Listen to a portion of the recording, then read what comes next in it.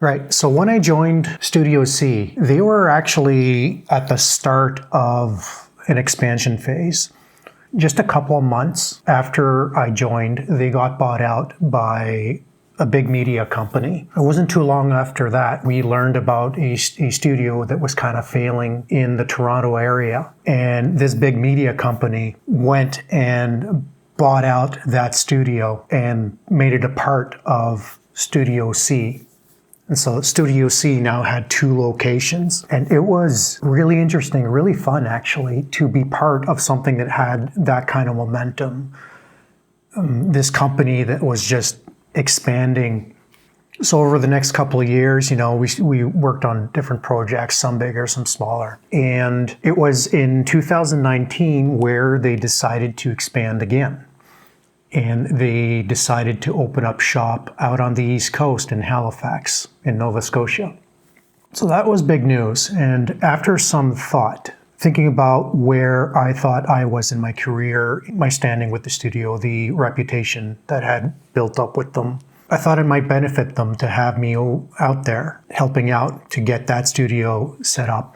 What was interesting to me was that starting at this new studio was kind of like getting in on the ground floor of a new studio, but you had the backup, the safety net of the company that had been established already for a few years.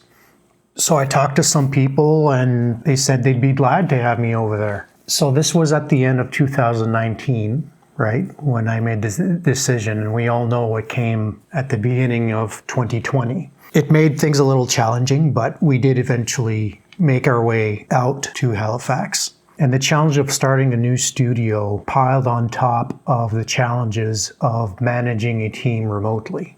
Because of the experience I'd had with the company already, when I moved, I was promoted to senior animator role. At the beginning, I took on some of the harder scenes so that the new people could, more or less get used to the style. And then after a while, I got moved to the revision team to take on the director's notes, helping to polish the show, because, everyone there was new. I think that part of the challenge for the new team was that we were working on an established show, so it already had a style. And the challenge was trying to get new people who weren't used to working with this style to try and conform. It's one thing when you're starting on a new show, you're trying to figure out what it is, what it's trying to be. So you're toying around a little bit, but usually, the director at least should have a vision for what it should be, and that's what everyone should be shooting for. But when you have something that's been going on for years, you can't stray too far from that. And, season from season, there might be little differences, but there are some things that make the style what it is. And so we had to basically work within those constraints. And also many, if not most of the animators that we had hired on from the area weren't used to working with Harmony. Most of them, if not all, came from a Flash background. As it turns out, I had had experience with both programs. And as a senior on the revision team, I saw the issues that people were running into and how they were trying to solve it, just by the way the keyframes were created and all that. And so I took it upon myself to educate the team. Now, the thing is, this would usually be the kind of thing that the director or the supervisors do. But when production is started, you only have so much time to put towards that. And the supervisors and director are already busy reviewing scenes and trying to make what's there work. So I could see what they were dealing with and some of the things that the animation team was maybe missing. And so what I did was, I think it took a week or two, and as I was reviewing scenes, I actually made notes on what was coming up and where things could be improved, or where I thought there were gaps in the knowledge on how to use the program or match the style or that type of thing.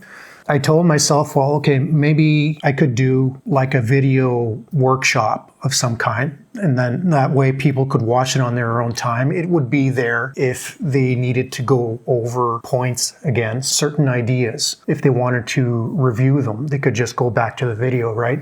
And so I sat myself down at my computer at home, and there was some of this going on, right? Just me talking to the camera, but most of it was screen capture from my computer. I thought it was going to be something, maybe a 2-hour presentation, and very little editing. But I hit record and just kept on going. And I went through all my notes, and then after a day of recording, there was still more. So the next day I hit record again, and then I thought, well, hopefully when I edit it down, it'll be something that's more digestible. I had over 13 hours of footage. At first, I started releasing longer videos, but then the time it would take for me to edit them, and knowing that many people aren't up for looking at this longer type of content, I decided to do 1 or 2 points per video and edit things down to bite-sized videos, going through the different concepts that I was trying to teach and just make those available, maybe try to release 1 or 2 every week. I forget how many videos there were, maybe a dozen, I'm going to guess. I started with 13 hours of footage and I whittled it down to, I think it was 7 or 8 hours total or something like that. And the supervisors and the director were very thankful for me to do that on my own time, mind you.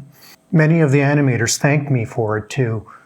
Some of them got these little light bulb moments that really put them on the right track. And before long, the quality of the work came closer to what we were aiming for, and we were getting, on the right track.